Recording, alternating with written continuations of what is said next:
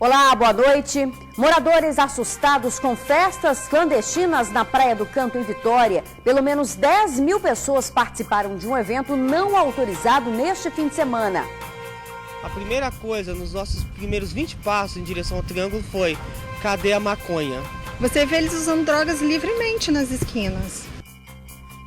E tem mais festa programada para acontecer na região. A dor da despedida. Foi enterrada a professora que morreu num parque de diversões no sul do estado. Familiares e amigos de Miriam estavam inconsoláveis. A Miriam é sinônimo de alegria, de paz. O funcionário e o dono do parque estão presos.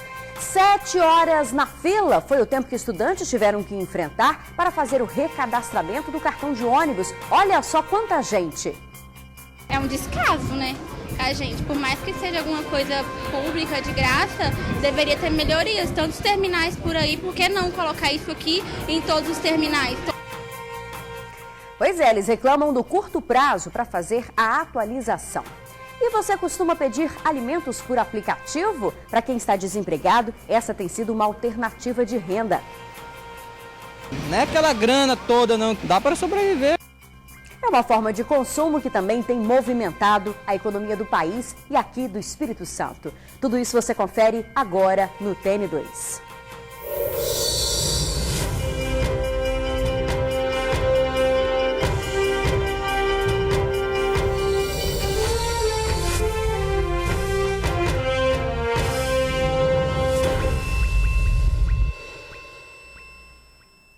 Drogas, bebidas, som alto e muita confusão. Foi o que aconteceu durante um baile clandestino na Praia do Canto, aqui em Vitória. Pelo menos 10 mil pessoas participaram do evento. Os moradores estão assustados e cobram mais rigor na fiscalização. As cenas de violência chocam. A pancadaria aconteceu nas ruas da Praia do Canto, em Vitória, durante um bloco pré-carnaval na tarde do último sábado. A festa, que não tinha autorização da prefeitura para acontecer, reuniu mais de 10 mil pessoas na região do Triângulo das Bermudas. O bloco teve som alto, drogas, bebidas, confusão. Os moradores ficaram assustados com o que viram. A gente chegou aqui, a primeira coisa, nos nossos primeiros 20 passos em direção ao Triângulo foi: cadê a maconha? Tinha muita confusão, a gente ouviu eu ouvi sirene policial quando eu passei aqui. Você vê eles usando drogas livremente nas esquinas. Para mim não acomodou nada, não. Mas com certeza para muita gente acomodou, né? Com medo, os comerciantes da região tiveram que fechar as portas. Um prejuízo para bares, restaurantes e lojas. Domingo passado começou às 5 horas da tarde. Tivemos que fechar o restaurante e o prejuízo da noite. E ontem começou 2 horas da tarde. Nós fechamos o restaurante, não tivemos nem almoço e nem janta. Estimativa entre sábado e domingo, uns R$30 mil, sem venda nenhuma. 2 pessoas foram presas suspeitas de tráfico de drogas. Uma arma calibre 380 foi apreendida, além de 9 caixas de som. O evento tinha hora e data marcada para acontecer. A divulgação era feita em grupos do WhatsApp.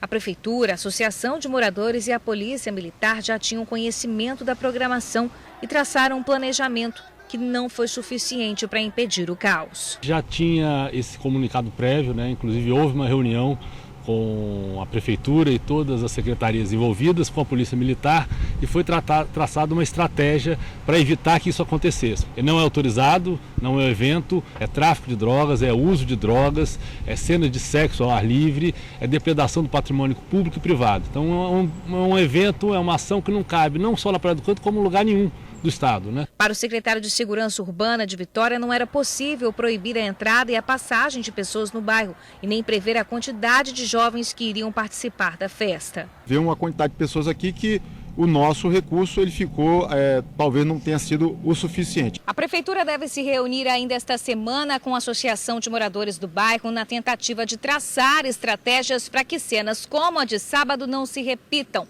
No próximo fim de semana já tem outro bloco pré-carnaval agendado para acontecer aqui na Praia do Canto. A divulgação já está sendo feita na internet. O bloco está marcado para acontecer no próximo sábado, às 14h, no Triângulo das Bermudas.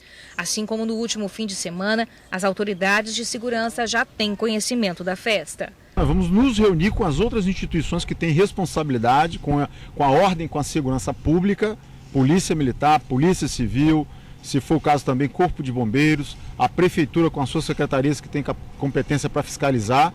Vamos traçar um novo planejamento. Ainda não se sabe quem foi o responsável por organizar o evento que quase terminou em tragédia. Foi um convite feito por WhatsApp, né, o que torna ainda mais difícil de localizar qual foi a origem, né? O WhatsApp vem de um, vem para o outro. O carnaval ainda nem começou, mas os moradores da Praia do Canto já estão preocupados. A gente fica com muito medo, na verdade, de verdade. A gente tem muito medo de sair de casa. Já tem lugar próprio. Então, para que fazer na rua, onde tem criança? Melhor mesmo é ficar dentro de casa. Olha, a Polícia Militar diz que manteve o policiamento reforçado na região durante todo o evento e que presta apoio quando as prefeituras pedem para atender ocorrências em festas clandestinas. O caso da professora que morreu num parque de diversão no sul do estado. A Prefeitura de Itapemirim afirmou que não é responsável pela fiscalização do local e que o alvará do município é somente para fins tributários. A professora foi enterrada hoje. Uma mulher alegre, divertida e dedicada. Assim era Miriam Oliveira. O enterro da professora de 38 anos foi marcado por muita emoção de amigos e familiares. Colegas de trabalho lamentavam a morte precoce. Uma pessoa maravilhosa, a Miriam, sinônimo de alegria, de paz. Ela transmitia isso tudo no serviço com a gente. Sempre uma menina sapeca, alegre em tudo. Ela foi a minha aluna. Miriam morava com a família em Viana. Era professora de crianças do 2º ano em uma escola do município. Esta amiga relembra que hoje seria o dia de retornar ao trabalho. Muito difícil, muito. Até porque Miriam já estava conosco há 3 anos. É uma família Araçatiba. Então nós temos um projeto, o projeto dos Guias Mirins, que era a Miriam que conduzia esse projeto junto com a equipe. Então, assim, muito difícil. A professora que passeava com a família morreu após cair de um brinquedo em um parque de diversões em Itaipava, balneário de Itapemirim, no sul do Espírito Santo. Ela estava acompanhada da filha de 8 anos. Miriam teve lesões na cabeça e a perna esmagada depois de despencar do brinquedo que teria começado a girar de maneira descontrolada. A criança foi arremessada, teve traumatismo craniano, mas sobreviveu. Ela foi encaminhada para um hospital em Cachoeiro de Itapemirim. O operador do brinquedo, identificado como Alessandro Rodrigues dos Santos, de 23 anos, tentou fugir do local no momento do acidente. Ele foi detido e, para a polícia, admitiu ter ingerido bebida alcoólica. Por meio de nota, a Prefeitura de Itapemirim informou que os alvarás que verificam a segurança e a estrutura dos brinquedos são de responsabilidade do Corpo de Bombeiros, que alegou ter feito a vistoria no parque. Os documentos de montagem dos brinquedos também foram todos verificados. O parque possuía alvará de funcionamento concedido pela corporação. O parque é de Minas Gerais e estava na cidade há cerca de um mês. O proprietário também foi detido. Ele e o operador do brinquedo foram autuados em flagrante por homicídio culposo e lesão corporal culposa. Olha, a filha de Miriam está internada e o estado de saúde dela é estável. O dono do parque e o funcionário já foram levados para o presídio. Mais de 60 mil pessoas foram prejudicadas pelas chuvas aqui no Espírito Santo. Foi o que apontou o relatório da Defesa Civil Estadual. Pelo menos 39 cidades foram afetadas. O prejuízo estimado é de quase 677 milhões de reais. Ao todo, 639 imóveis e 221 pontes foram destruídas ou danificadas. Estradas e rodovias também foram destruídas. 6 cidades capixabas decretaram estado de calamidade pública e situação de emergência em outras 16. As regiões Sul e Caparaó foram as mais prejudicadas. Diante do cenário de destruição, o governador Renato Casagrande pediu ajuda ao governo federal em Brasília. Vamos ver. Vamos aqui entregar o relatório que nós fizemos, que aponta qual a necessidade de investimento para a recuperação da nossa infraestrutura pública, pontes, estradas, infraestrutura urbana, e também de casas populares, casa para as pessoas com menor renda. Então isso deu um valor de 667 milhões de reais. Nós estamos já iniciando essa reconstrução.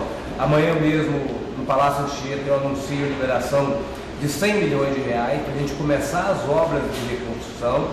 E agora uma força-tarefa envolvendo a Defesa Civil Estadual, envolvendo a Defesa Civil Nacional e as defesas civis de cada município, nós estamos montando um escritório de trabalho para que a gente auxilie os municípios no plano que tem que ser apresentado à Defesa Civil Nacional. Olha, segundo o governo federal, terão prioridade os estados que estiverem em situação mais crítica, mas não existe nada pré-definido sobre a divisão dos recursos. A liberação dos valores ainda vai passar por análise. Em instantes você confere aqui no TN2 a longa fila e espera de até 7 horas. Tudo para o recadastramento do cartão de ônibus. Agora imagens ao vivo para você do trânsito na ponte de Camburi. A gente já volta. Estamos de volta, eu vou chamar a sua atenção para essa fila aqui. Gente, teve gente que chegou às 8 da manhã e somente às 3 da tarde conseguiu ser atendido. A fila é para o recadastramento do cartão de ônibus para estudantes e gerou muita revolta, viu? A fila de estudantes deu volta no posto de atendimento do GV Bus e se estendeu ao longo do campus da UFES em Vitória. Na fila, pessoas sentadas no chão em cadeiras de praia. Uns tentavam se esconder do sol forte com a pasta de documentos para fazer o recadastro do Vale Transporte. Este grupo improvisou uma sombra. Ano passado mesmo foi mais rápido, porque eles liberaram antes para fazer. Esse ano eles liberaram a partir da sexta-feira só. Próximo dia de começar as aulas. Isso. Difícil, ficar essa fila aqui enorme para os alunos, fica difícil. A gente tá aqui desde 9 horas da manhã. Verdade. É sempre desse jeito? Recadastrei já de novo, aí tô aqui de novo, né? Desde as 9 horas. A Isabelle teve que enfrentar a fila mesmo com o pé imobilizado. Não tem fila prioritária aqui. O pessoal vai andando e eu pego a cadeira e vou junto. Desconfortável. É, bem desconfortável. No começo da fila, encontramos esta estudante que seria atendida após 6 horas de espera. Que horas que você chegou? 8 horas da manhã. Agora, quase 3 horas da tarde. Como que é passar por isso? É horrível, né? A gente sente, assim, é um descaso, né? A gente, por mais que seja alguma coisa pública de graça, deveria ter melhorias, tantos terminais por aí, por que não colocar isso aqui em todos os terminais? Todos os estudantes do estado aqui, em um único lugar, é muito difícil, não dá não. Espera que para a Maria Rita foi ainda mais desagradável após passar mal e sofrer uma queda. Depois de um tempo eu comecei a me sentir um pouquinho mal, aí eu deitei no ombro da minha mãe. Aí depois eu só senti ela me levantando do chão, aí a gente veio pra cá pra não ficar mais no sol. A situação revoltou a mãe da estudante. Nós estamos numa fila gigante dessa e ninguém faz nada, sendo que tem vários terminais. Por que eles não jogam para os terminais para aliviar isso? O atendimento aqui no posto do GV Bus é até às 4 horas da tarde. Agora são quase 3 horas. A fila ainda está imensa e a expectativa é de quem veio até aqui é se vai conseguir ser atendido hoje. De acordo com os estudantes, eles não tiveram prazo suficiente para dar entrada no recadastramento. Eu acho que eles a CETURB deveriam liberar um pouco antes, entendeu? E permitir que o cartão fosse usado no dia que voltasse às aulas, entendeu? Então, por isso, e como que eles fizeram? Eles liberaram um dia antes. Isso prejudicou muita gente, até porque você pode ver, tem uma fila enorme. Tá aí a fila para todo mundo ver, né? Segundo a apuração até do Tribuna Online, foram mais de 200 pessoas na fila, ou seja, um prazo muito curto em que as pessoas têm que ficar ali sofrendo no sol, desnecessário. Tem que ser repensado isso, né? Olha, a gente procurou o GV Bus, que afirmou que houve uma demanda maior este ano e que reforçou o atendimento, contratando 9 funcionários somente para a UFES, chegando a um total de 11 pessoas para o atendimento.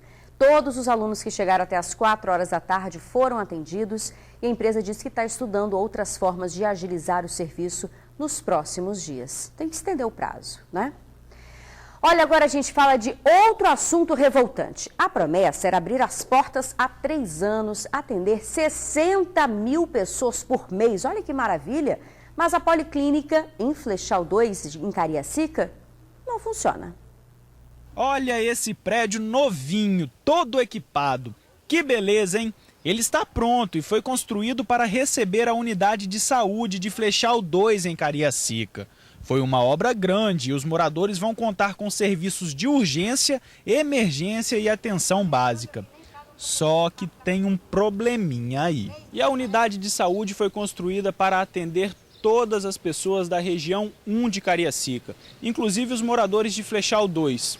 A expectativa da prefeitura era de cerca de 60 mil consultas por mês. Mas olha a situação aqui, ó, da entrada, trancado. Dona Maria, desde quando está pronto, mas não foi inaugurado? Já tem mais de 3 anos, né, que está pronto aqui. E não foi inaugurado. Mais de 3 anos pronto? Tem. Eu acho que tem. Pois é, a população até já conheceu o local por dentro, mas a unidade não foi inaugurada. Pronta, a comunidade já visitou, mas não inaugura. A alegação deles que não tem, é falta de profissionais. Eu vou fazer um apelo aí aos médicos que estão nos ouvindo, né, nos ajudar a matricular nessa área de lá de cá, né? Enquanto isso, os moradores precisam buscar atendimento médico em outros bairros, mas nem sempre conseguem. Não, e chega lá não tem médico, não tem ginecologista, não tem pediatra, não tem médico nenhum. Para ginecologista é 20 fichas, tem que dormir lá, tá? Minha cunhada foi 3 horas da manhã, perdeu a ficha, não tinha ficha para ela. Se precisar, eu preciso, porque para mim consultar com o ortopedista, eu estou se deslocando daqui, estou indo lá para Carapina. E aqui não tem mais prioridade mais para a gente consultar em Flechal 1, entendeu? Em Nova Canaã. Tá complicada a situação. Tá complicado, agora mesmo, eu estava vindo de lá, cheguei lá, não era 2 horas ainda, o posto já estava o quê? As portas fechadas.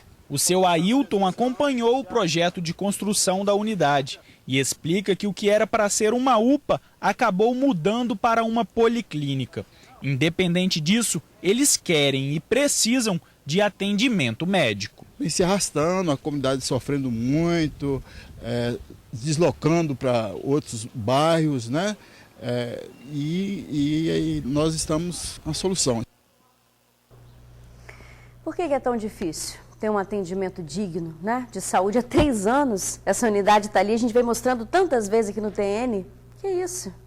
Olha, a gente procurou a Prefeitura de Cariacica, que disse que as obras de adequação da unidade estão em fase final e que o local vai começar a funcionar até o final de junho deste ano. Vamos aguardar, né? No retorno do TN, a gente fala de um setor que tem crescido muito e que virou fonte de renda para quase 3 mil pessoas no estado. Agora imagens ao vivo do trânsito na Reta da Penha. A gente volta rapidinho. Bastam alguns toques aqui no celular e pronto. Logo aquela esperada pizza ou lanche, até mesmo a refeição completa, chega no conforto de casa. Olha, o setor cresceu em torno de 20% e já movimentou 15 bilhões no país no ano passado. Aqui no estado, quase 3 mil pessoas trabalham entregando alimentos. Encomenda na mão e lá vai o Robson fazer a entrega. O almoço ficou pronto e ele que tem a missão de levá-lo até o cliente. O pedido foi feito pelo aplicativo, uma forma de pedir alimentos que vem sendo muito utilizada pelas pessoas. Eu comecei a trabalhar tem uns 2 anos, mais ou menos, aí, em outros aplicativos também. Uber, iFood, Chip, Rápido. Alternativa, né, cara, de fazer uma renda e tal, uma coisa, porque parado, não tem emprego. O mercado nacional de pedidos por telefone faturou no ano passado 15 bilhões de reais, um aumento de 20% em relação a 2018. E para esse ano, a expectativa da Associação Brasileira de Bares e Restaurantes é chegar na casa dos 18 bilhões. A gente enxerga como uma janela de oportunidades que o restaurante pode e deve agir. Então, nós não vemos isso como concorrência, muito pelo contrário. Nós vemos que são experiências diferentes as pessoas saírem para ir ao restaurante ou pedirem uma comida em casa. De moto, de bike, não importa qual é o transporte. O fato é que muita gente encontrou nas entregas por aplicativo uma oportunidade de renda. O Valtemir é um deles, mas não pense que é fácil. Tem dia que tem bastante, tem dia que dá menos. Tá saindo com 2 aqui agora, né? 2, Todo dia a galera já acostumou já pedir pelo aplicativo aí. E dá pra tirar uma grana, Matheus? Dá. Assim, não é aquela grana toda não que tem gente que fala que é melhor do que carteira assinada, não é isso aí tudo não. dá para sobreviver. Já entre os comerciantes tem quem preferiu fechar as portas e apostar só nos pedidos por aplicativo. Tem pessoas que entendem que esse mercado do delivery, inclusive, é mais interessante do que o mercado físico. Muitas pessoas fazem as duas coisas e, como eu falei, é o mercado se adaptando a esse novo hábito de costume. São dois momentos diferentes mesmo, né? O de sair para comer em casa, para comer numa lanchonete, ou então pedir lá mesmo e comer em casa, né? Com a crise econômica e a terceirização do setor, o Sindicato de Motoboys calcula que mais de 65% das pessoas que eram afiliadas viraram autônomas, o que representa hoje quase 3.000 motoboys que atendem por aplicativo aqui no Espírito Santo. Bom, a gente fica por aqui. Muito obrigada pela companhia de sempre. Uma ótima noite para você e até amanhã.